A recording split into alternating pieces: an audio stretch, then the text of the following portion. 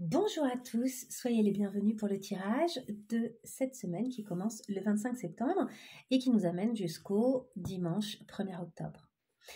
Cette semaine, il y a la pleine lune en bélier qui est, il me semble, la dernière vraiment grosse pleine lune dans le sens où, vous savez, les lunes, elles sont plus ou moins proches en fait de la Terre, donc elles sont plus ou moins visibles. Donc là, on va être vraiment face à une lune très impressionnante. Donc on va aller voir un petit peu en fonction de ça ce que ça nous raconte. Et je vais faire un tirage un peu spécial par rapport à cette pleine lune qui, de toute façon, risque d'augurer des choses un peu fortes cette semaine. Hein. Donc, on va aller voir pour quel élément est-ce qu'on a besoin. Alors déjà, on a les amoureux qui viennent de sortir. Hein, donc, et là, ces amoureux-là, ils parlent à la fois de différence et de ressemblance et de trouver comment s'accorder les uns les autres, soit avec une personne de notre cœur, soit avec même notre entourage, hein, parce que aimer les autres, ça passe pas nécessairement par la relation sexuelle, etc. Mais en tout cas, ici, on voit qu'il y a un joli lien sur cette photo-là, sur cette photo, n'importe quoi, sur ce dessin-là. On n'est pas avec, comment dire, vous savez, des fois, les amoureux, ça peut être vraiment la notion de choix. Et là, vraiment, ces amoureux-là, je trouve on sent pas le choix, on sent plutôt... Si, il y a un choix, mais il y a un choix, en fait, d'aimer avec sincérité et d'être connecté avec sincérité à l'autre. Donc, ça peut être à l'autre de façon vraiment amoureuse ou de façon simplement d'âme à âme, quelqu'un avec qui on accepte, on désire se relier. Et puis, on a la reine de bâton qui est absolument magnifique et qui, elle aussi, vous voyez, est une espèce d'oiseau. Parce que là, on a vraiment les oiseaux ici. Hein, les oiseaux qui sont souvent synonymes de communication aussi, voire même de bavardage. Mais il y a peut-être des échanges nécessaires cette semaine. Ici, on a vraiment, regardez, elle est entourée presque de petites fées, de petites libellules. Hop, attendez, je fais le net, voilà. Elle tient une espèce de tournesol magnifique et c'est un pan, hein, elle est superbe. Là, notre reine de bâton, je pense que ça nous représente, ça représente notre énergie. C'est la reconquête de notre état lumineux. Et la reine de bâton est souvent synonyme d'indépendance, beaucoup d'indépendance. Ici, on a notre 10 de pentacle. Notre 10 de pentacle, il est... c'est vraiment la famille, l'engagement sur la durée, la maturité de quelque chose. C'est des coquelicots, hein. Il y a pas mal de coquelicots. On voit ici aussi, ça c'est des... Comment ça s'appelle cette... ça c'est de la fleur qui résiste au temps et qu'on peut voir... Alors normalement elle est bleue, elle n'a pas du tout cette couleur-là. Normalement, elle est plutôt bleue et elle s'appelle, mince, je ne sais pas si ça me reviendra. J'adore cette fleur, je la trouve absolument magnifique. Et c'est une fleur qui peut rester même en hiver, qu'on peut voir même en hiver. Et c'est la passiflore, il me semble. Il me semble que c'est la passiflore. Mon vernis est en train de se défaire totalement. Lui ne tient pas dans la durée. Est-ce qu'on a autre chose avant d'aller piocher nos cartes? Celle-ci, elle a l'air de vouloir venir, je la prends. Et on a l'empereur. L'empereur, synonyme de stabilité, d'établissement sur la durée. L'empereur peut représenter quelqu'un aussi. Hein. Ça peut tout à fait être un personnage, un chef d'entreprise, quelqu'un qui fait face à ses responsabilités, qui est structuré, qui soutient un édifice ou l'idée de faire évoluer quelque chose et de le faire grandir. L'empereur peut être aussi synonyme d'autorité, évidemment, puisque c'est lui qui dirige, hein, c'est l'empereur du pays, quoi. Donc, il y a plein de notions comme ça. Allez, je remets tout ça là-dedans. Et cette fois-ci, on va aller répondre à quelques questions. Alors, tout d'abord, pour quel élément est-ce que nous avons besoin de courage durant cette période? Ensuite, on ira voir par rapport à quoi ou à qui on doit être plus détendu, hein, une forme de lâcher prise en quelque sorte. Ensuite, on verra comment cette période va impacter nos émotions, parce que c'est quand même costaud cette pleine lune. On va voir pourquoi est-ce qu'on aurait intérêt à prendre des risques durant cette période et à quoi est-ce qu'on peut s'attendre en affirmant notre individualité, ce qui revient justement à la carte qu'on a vue tout à l'heure avec notre notre reine de bâton, hein, qui est un individualiste, mais dans le bon sens du terme. Hein. C'est pas du tout négatif. Allez, on y va. Déjà, on va faire une coupe. Nous avons le 2 de bâton. On commence à se projeter, on commence à envisager des choses et regardez ce qu'elle regarde. Elle regarde la pleine lune. Cette pleine lune, elle vient éclairer ce qu'elle va faire du monde. Cette pleine lune, elle vient aider à se projeter. On regarde la lune, sous le regard de cette pleine lune à venir, il y a un éclaircissement de ce qu'on veut pour l'avenir. Et nous avons la mort. Bon ben voilà, il y a bel et bien une grande transformation. Hein. Donc voilà, vous voyez là cette mort, il y a vraiment, on accepte d'être décharné.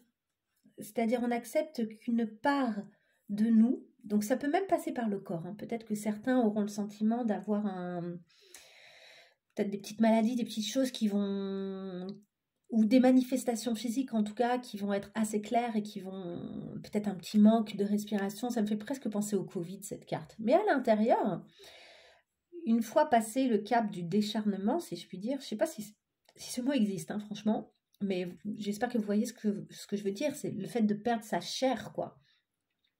En fait, on a le sentiment d'une mutation. On retire, il y a une part de nous qui est morte et qu'on laisse partir, à laquelle on accepte de dire au revoir, je dirais. Et à l'intérieur, en fait, une fois qu'on accepte que cette peau s'en aille, on se rend compte qu'on est en train de fleurir et qu'il y a des choses absolument magnifiques qui pourraient sortir de nous. Et d'ailleurs, on accueille la transformation, c'est-à-dire qu'on attire en plus peut-être, et on favorise peut-être aussi la transformation de notre entourage. Ici, vous voyez avec ce papillon qui vient en fait utiliser cette richesse intérieure qu'on a et tout ce qui est en train de pousser de nous, parce que là, vous voyez, c'est carrément une fleur en fait qui sort de sa cage thoracique. Hein. Là, il y en a qui sortent ici, mais il y en a qui sortent de sa cage thoracique. Et ce papillon vient se nourrir à cette fleur.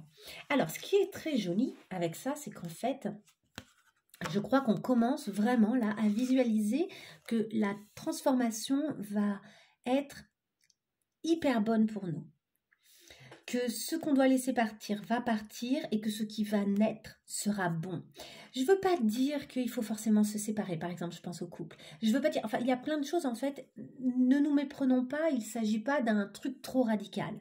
En revanche, je pense que c'est vraiment plutôt intérieur, c'est-à-dire qu'on commence à avoir des envies très claires. D'autant que cette rentrée, je pense qu'elle a été forte hein, pour plein de gens, c'est-à-dire qu'il y a beaucoup de gens, la reprise professionnelle, etc., c'était assez costaud. Cette rentrée, j'ai l'impression que c'est comme si on essayait de rattraper désespérément tout ce qu'on n'a pas pu faire, tout ce à côté de quoi, entre guillemets, on est passé pendant le Covid, alors qu'en fait le Covid était très bien pour plein de raisons, hein, mais voilà, on a peut-être eu le sentiment à un moment, surtout d'un point de vue économique d'ailleurs, d'une certaine manière, c'est comme si la société se mettait à compenser au niveau économique tout ce qui n'a pas pu être fait pendant la période Covid, quoi. Donc en fait, ça nous est un peu imposé par l'extérieur. Seulement là, bon, ça y est, on a fait face au travail, on a fait face à cette suractivité peut-être, hein, à cette surenchère d'activité, pour beaucoup en tout cas. Je ne dis pas que c'est le cas pour tout le monde, mais pour beaucoup. Et du coup là, en fait, c'est comme si on essayait de clarifier qu'est-ce que je veux véritablement. Qu'est-ce que je veux véritablement? Et je veux véritablement me comprendre, me connaître et m'approcher de mes vrais objectifs et surtout devenir pleinement moi-même. Qui suis-je vraiment? Une fois que je retire ce qui n'est plus vraiment moi, cette peau, cette mue, cette ancienne peau qui ne me sert plus, qui n'est plus moi, ça ne me correspond plus, une fois que j'ai retiré ça, qu'est-ce qui reste? Qu'est-ce qu'il y a en dessous? Qu'est-ce qui peut naître? Ok? Et j'ai l'impression que ça demande à être inventé, que c'est pas encore défini, qu'on a vraiment la possibilité d'imaginer plein de choses, que les fleurs qui vont pousser, c'est le bouquet que nous, on va faire pousser, quoi. C'est pas quelque chose qu'on subit. C'est quelque chose qu'on laisse apparaître et qui se révèle et dont on peut inventer une partie. Voilà. Prenez évidemment, comme d'habitude, là le 2 de coupe et le 9 de bâton, là, il y a des blessures au niveau des relations, de certaines relations amoureuses, hein, mais comme si c'était l'occasion justement ça aussi de le nettoyer. Hein. Je pense qu'il y en a pas mal qui vivent des choses comme ça en ce moment. Allez, je vais juste étaler les cartes, je vais aller les piocher. check, check. Et donc, oui, j'allais dire, évidemment, ne prenez que si ça résonne. Évidemment, comme d'habitude. Alors, pour quel élément ai-je besoin de courage pendant cette période? Pour quel élément est-ce que les personnes qui vont regarder cette vidéo ont besoin de courage pendant cette période? Pour quel élément est-ce qu'il y a besoin de courage? C'est par là. Vous pouvez passer évidemment le moment du tirage parce que c'est peut-être, si c'est long, hein, n'hésitez pas à avancer.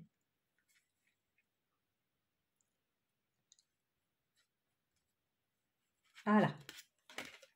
Ensuite, par rapport à quoi ou à qui devez-vous être plus détendu? Dans quoi est-ce qu'il y a intérêt de mettre de la détente? Comment cette période va-t-elle impacter nos émotions?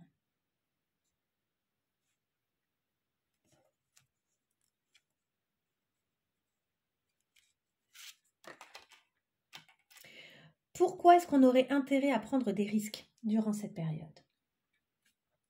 Pourquoi est-ce qu'on aurait intérêt à prendre des risques pendant cette période? Ok. Et enfin, à quoi est-ce qu'on peut s'attendre en affirmant notre individualité, là, aussi, pendant cette semaine? À quoi est-ce qu'on peut s'attendre en affirmant notre individualité?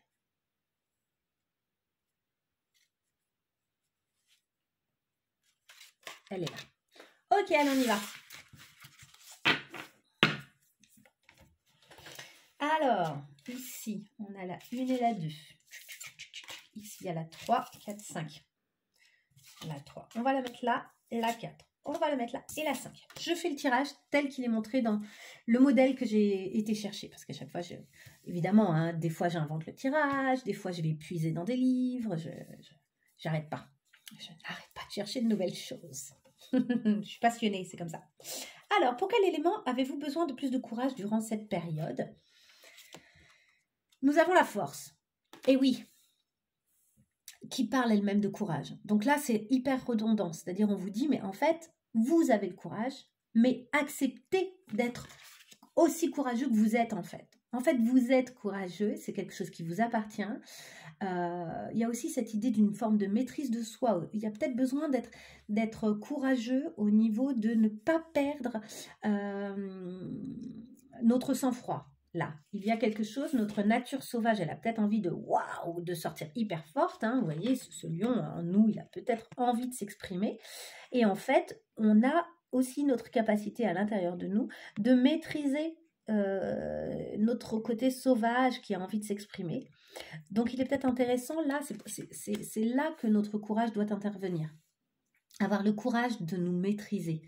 Tenter de faire différemment de d'habitude. Peut-être que d'habitude, on se laisserait dominer par la passion, la pulsion, l'impulsion.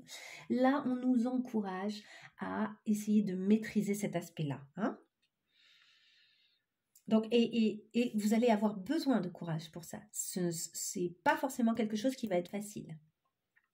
Par rapport à quoi ou à qui est-ce qu'on aurait intérêt d'être plus détendu? Le jugement. Ici, il y a quelque chose dont on est en train de se libérer, il y a une situation qui nous appelle, il y a quelque chose qui vient comme taper à notre porte et nous réveiller et en même temps nous aider à nous élever. Hein. Il y a cette idée-là dans le jugement. L'objectif, c'est quand même une élévation. Seulement, on a peut-être tendance à le prendre de façon crispée parce que ça vient vraiment nous remuer. Je pense que ça remue fort. Et là, on a plutôt intérêt à être plus détendu et à lâcher prise, à accepter ça, à laisser faire un peu. En fait, il y a cette idée de hop, on laisse faire, on se détend. Il y a quelque chose, il y a des événements qui sont en train d'arriver, certes, mais en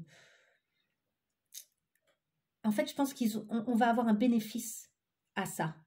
Seulement, sur le coup, on le voit peut-être pas. On n'est peut-être pas en train de se dire « Ouais, c'est super, ça va être hyper positif ». On est peut-être en train de se dire « Merde, qu'est-ce qui se passe ?» Et ce qui m'arrive, je suis pas sûre d'être super content ou contente que ça m'arrive. ce qui est en train de se passer m'échappe un peu. J'aurais tendance à fonctionner de façon impulsive et à réagir de façon impulsive. Or, non, détendez-vous en fait. Plus vous allez vous détendre, en plus, j'ai l'impression que plus du coup, vous serez moins impulsif. Vous et moi, je m'inclus à chaque fois dans le lot. Comment cette période va-t-elle impacter nos émotions? Le 4 d'épée. Elle va nous fatiguer possiblement, elle va nous faire cogiter un peu. On aurait intérêt à essayer de s'apaiser en tout cas. Parce qu'elle peut aussi, à mon avis, si c'est bien géré, ça peut aussi être synonyme d'un repos, d'un sommeil réparateur. On dort de nouveau bien, si je puis dire, vous voyez. Il peut y avoir une espèce d'apaisement à l'intérieur de nous. C'est une période qui pourrait aussi amener finalement une forme de clarification, si en tout cas on a le courage de maîtriser un peu ses émotions. Pourquoi est-ce qu'on aurait intérêt à prendre des risques durant cette période? Le 10 d'épée. On aurait intérêt à prendre des risques pour sortir de la prise de tête, si je puis dire. Sortir du sentiment qu'on nous en veut aussi, peut-être. Sortir d'une forme de paranoïa. Ouais, on aurait intérêt à prendre certains risques. Alors, je ne sais pas à quel niveau. Est-ce que c'est au niveau d'une communication? Est-ce que c'est au niveau de certaines actions? Pour arriver à ne pas, en tout cas, être persuadé de certaines choses, alors que peut-être qu'on se trompe. Là, il y a l'idée avec le 10 d'épée qu'il y a un trop-plein et qu'on est persuadé de certaines choses ou d'une forme de manipulation ou d'une forme d'acharnement en face de nous, contre nous, vous voyez. Or, non, je pense que si on ose un peu prendre certains risques et affronter finalement ces peurs-là, parce que du coup c'est synonyme de peur, on va pouvoir partir sur un nouveau départ et sur on va poser un nouveau regard en fait sur ce qui nous arrive. Et à quoi est-ce qu'on peut s'attendre en affirmant notre individualité, Au 5 de Pentacle. Une espèce de désœuvrement, certes, mais vous voyez, de nouveau, on retrouve la fleur qui est à l'intérieur de la mort qu'on a vue tout à l'heure. Cette idée qu'à l'intérieur de nous, on se rend compte qu'on a quand même une structure. Une fois qu'on lâche prise, et de nouveau, elle est décharnée. Vous voyez, c'est à l'intérieur d'elle encore. Encore une fois, sa peau a disparu. Comme la mort tout à l'heure. Pour moi, ça se ressemble un peu. Là, on accepte qu'on ne sait pas encore matériellement ce que ça va donner. Alors c'est marrant parce que l'individualité, c'est souvent par exemple représenté par justement le 9 de Pentacle, qui est vraiment capable de subvenir à ses besoins, etc. Et là, c'est exactement l'inverse qui sort. Souvent, le 5 de Pentacle, il est synonyme de pauvreté matérielle. Si on affirme beaucoup notre individualité, là, on pourrait se retrouver un peu désœuvré. Donc attention, peut-être à ne pas être trop non plus, à marteler, oui, j'ai pas besoin de toi, j'ai pas besoin de toi, j'ai pas besoin de toi, bah vas-y, démerde-toi, hop, ben voilà, j'ai plus rien. Attention, peut-être que vous avez besoin aussi des autres et que c'est pas le moment non plus d'être totalement individualiste ou d'affirmer totalement son individualité. En revanche, c'est intéressant quand même d'un point de vue matériel, il y a une espèce de mise à nu, mais qui de nouveau en fait, pourrait créer des opportunités. Je ne sens pas cette mise à nu négative. C'est ça que je veux dire. C'est que effectivement, il y a une forme de désœuvrement, mais en fait, ça ne me semble pas absolument négatif. Alors, est-ce que je rajoute une ou deux cartes? Je crois bien que oui. Ouais. Je fais pause une seconde, je vais doubler les cartes avec un autre tarot. Allez, j'ai mélangé un peu. Je mélange encore un petit peu là. J'aimerais savoir pour la semaine qui vient, pour nous tous, qu'est-ce que ça donne. Je vais aller chercher les cartes. Hop. Alors, pour quel élément ai-je besoin de courage durant cette période? Attendez, je mélange encore un peu. Pour quel élément ai-je besoin de courage durant cette période? Par rapport à quoi ou à qui dois-je être plus détendue? Par rapport à quoi ou à qui dois-je être plus détendue? Comment cette période va-t-elle impacter mes émotions? Pourquoi aurais-je intérêt à prendre des risques durant cette période? Pourquoi est-ce que j'ai intérêt à prendre des risques durant cette période? Et à quoi est-ce que je peux m'attendre en affirmant mon individualité, à quoi puis-je m'attendre en affirmant mon individualité? Elle est là ou elle est là? Je vais prendre les deux. Ok. Dos de deck répare. On est vraiment là sur l'étoile qui se libère, qui croit, qui reprend l'espoir et qui du coup répare les choses qui étaient blessées. On y va. Pour quel élément ai-je besoin de courage durant cette période? Donner et recevoir. Donc en fait, ce qu'on vous dit, c'est d'avoir la force de maîtriser vos impulsions pour pouvoir mieux donner et recevoir et faire circuler les choses. Là, vous avez besoin de courage pour ça, parce que sinon, vous bloquez le fait de donner et de recevoir. Ce serait assez dommageable, je pense. Ça peut être en termes de communication, ça peut être à tous les niveaux, hein, évidemment, se donner et recevoir. Mais en tout cas, si vous ne vous maîtrisez pas, vous ne pourrez pas faire ça. Par rapport à quoi ou à qui dois-je être plus détendu? Le jugement et le chakra de la gorge. Voilà, c'est ça. Il va y avoir là, quand même, on parle pas mal de communication cette semaine, j'ai l'impression. Il y a des communications qui vont être nécessaires et il va falloir avaler la pilule, si je puis dire. D'une certaine manière, ce jugement qui vient taper à la porte, c'est comme une pilule à digérer aussi. Hein. Il y a le truc de la gorge, c'est quand même un endroit du passage où il y a la parole, où il y a l'air et où il y a la nourriture. Il y a quand même beaucoup de choses. Il y a tout ce qui rentre à l'intérieur de nous, qui sort de nous aussi. Il faut que ça circule, quoi. Ce jugement, on est d'accord, il va venir nous remuer, ça c'est clair. Mais on va essayer de le prendre avec détente et de ramener une espèce de douceur et de laisser circuler en quelque sorte. On va essayer de se détendre par rapport à cet appel, par rapport à ce toc-toc-toc à notre porte. Et on va essayer de le laisser circuler, entrer et sortir, si je puis dire. Ensuite, comment cette période va-t-elle impacter nos émotions? On a parlé de repos et d'accueil. Super intéressant. Waouh, le monde.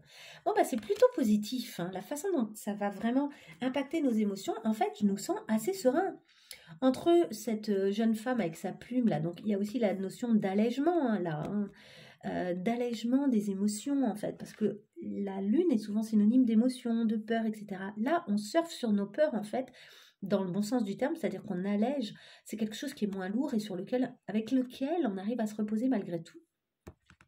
Et on arrive à envisager que tout peut bien se passer et que ça peut être positif. Les répercussions de cette période et de ce jugement qui vient taper à la porte, là, de cette espèce d'appel costaud, c'est comme si c'était positif. Enfin oui, c'est positif, quoi. C'est comme si on arrivait en fait, on arrive, je pense, à concevoir que c'est pour le mieux. Pourquoi est-ce qu'on aurait intérêt à prendre des risques durant cette période? On a vu pour sortir du 10 d'épée et refuser d'ouvrir les yeux. Donc là aussi, on a le 2 d'épée. Donc tout ça est très mental. En fait, l'idée, ce serait de sortir du mental, quoi. On a intérêt à prendre des risques, à oser... Alors, sans violence et sans être trop impulsif, mais en fait, il y a cette idée d'un calcul de risque, quoi. Est-ce que j'ai intérêt à aller ouvrir les yeux sur certaines choses? Oui, assurément. Assurément. En fait, il y a cette idée d'ouvrir les yeux sur le fait que c'est pas si pire, en quelque sorte. Mais il y a aussi peut-être ouvrir les yeux sur le fait qu'on est arrivé au bout de quelque chose avec le 10 d'épée, là. Hein. Mais on est peut-être arrivé au bout de quelque chose de mental, donc qui n'a rien à voir finalement, qui a à voir ou pas, mais pas forcément, ça n'a pas forcément d'impact sur l'aspect matériel, ça n'a pas forcément d'impact sur nos actions, ça n'a pas forcément d'impact sur nos émotions. En revanche, notre mental, là, on est arrivé au bout de quelque chose. Et on a peut-être intérêt de prendre le risque de sortir d'une certaine façon de mentaliser les choses. Ouvrir les yeux sur le fait que peut-être qu'on a une tendance à penser d'une certaine manière qui n'est pas très intéressante pour nous, qui n'est pas très créative de ce monde-là et de cet apaisement. Vous voyez, c'est comme si ça s'opposait. Prendre le risque de sortir d'un système de pensée, d'une façon de faire, d'une façon de réfléchir. On y va enfin sur à quoi est-ce qu'on peut s'attendre en affirmant notre individualité. Donc on a dit une espèce de désœuvrement et y croire et réussir et avoir confiance. C'est ça. Donc vraiment, il y a j'accepte d'être sans rien, d'une certaine manière, de ne plus avoir grand-chose, de me décharner, de mourir, hein, d'une certaine manière. Mais c'est pour arriver finalement à ce départ-là. Hein. Là, c'est le 6 de bâton. bâton, il me semble. Donc là, il y a vraiment suivre son désir, suivre son chemin, y croire et réussir, hein, s'élancer. Hein. De toute façon, avec le et confiance, ici, on a le fou. Donc on a le fou qui s'élance parce qu'il croit que plein de choses sont possibles. Il sait que seul, il y arrivera aussi. C'est très positif, hein. Il sait que seul, il y arrivera aussi. Même si sur le moment, il a le sentiment que il est dans une forme d'insécurité. Mais le fou, de toute façon, lorsqu'il se lance, c'est avec confiance et c'est dans une forme d'insécurité. Il part juste avec un baluchon. Il part avec le strict minimum. Il assure un tout petit peu ses arrières, mais vraiment très peu. Mais il y croit tellement et il pense tellement que la réussite l'attend au bout du chemin, ce qui est probablement le cas ici avec le monde. La réussite l'attend au bout du chemin, donc il y a une forme de confiance et d'acceptation du désœuvrement. Ok, je nous laisse là-dessus. Franchement, il y a plein d'infos. J'espère que ça vous parlera. Aimez-vous les uns les autres et aimez-vous vous-même. Ici, il y a comme une forme de belle réparation de ce qui se passe à l'intérieur de nous. Et franchement, je trouve ça très joli. Il y a quand même 1, 2, 3, 4. Et ouais, il y a 4 arcanes majeures hein, quand même. Hein. La force, le jugement, le fou et le monde. Hein. Donc, il y a les deux extrêmes et au milieu, la force et le jugement. C'est quand même bien. Franchement, c'est vachement bien. Donc, et puis on a même ici, ici on a même l'étoile, vous voyez. Donc voilà, on en a même 5. Bref, franchement, il y a plein de choses qui vont bien se passer. Et puis tout à l'heure, on avait aussi les amoureux et la mort. Donc il y a vraiment... Ça bouge. C'est un peu une semaine qui semble importante. Et n'hésitez pas justement à ce propos à aller voir la semaine dernière, parce que la semaine dernière, il y avait des choses aussi très intéressantes, et j'ai l'impression que vraiment, à chaque fois, c'est pas fixe dans le temps. Plus je réécoute, parce que je réécoute de temps en temps mes vidéos, parce que je trouve qu'elles sont intéressantes déjà. Je suis assez cohérente avec moi-même. Hein. Oui, j'aime bien ce que je fais. Mais au-delà de ça, ce que je veux dire, c'est que des fois, je les réécoute parce que moi-même, je veux voir où j'en suis et puis analyser avec du recul qu'est-ce qui s'est passé, est-ce que ça fait écho aux événements que j'ai pu vivre. Et souvent, je me rends compte que c'est un peu décalé. Celle de la semaine d'avant, par exemple, correspondait bien à la semaine que je viens de passer. Et celle de la semaine passée, si ça se trouve, correspondra pas mal aussi à la semaine qui vient. Vous voyez, c'est comme si ça s'entrecroisait un petit peu. Donc, n'hésitez pas à aller l'écouter si vous voulez creuser un petit peu les événements qui se passent en ce moment. Pardon. Et n'hésitez pas à liker, à vous abonner si ce n'est pas déjà fait, si vous avez aimé cette vidéo, et puis à me laisser un petit mot si ça a résonné tout particulièrement. Je vous souhaite en tout cas plein de belles choses. Et je vous dis à très bientôt pour de prochaines vidéos. Au revoir.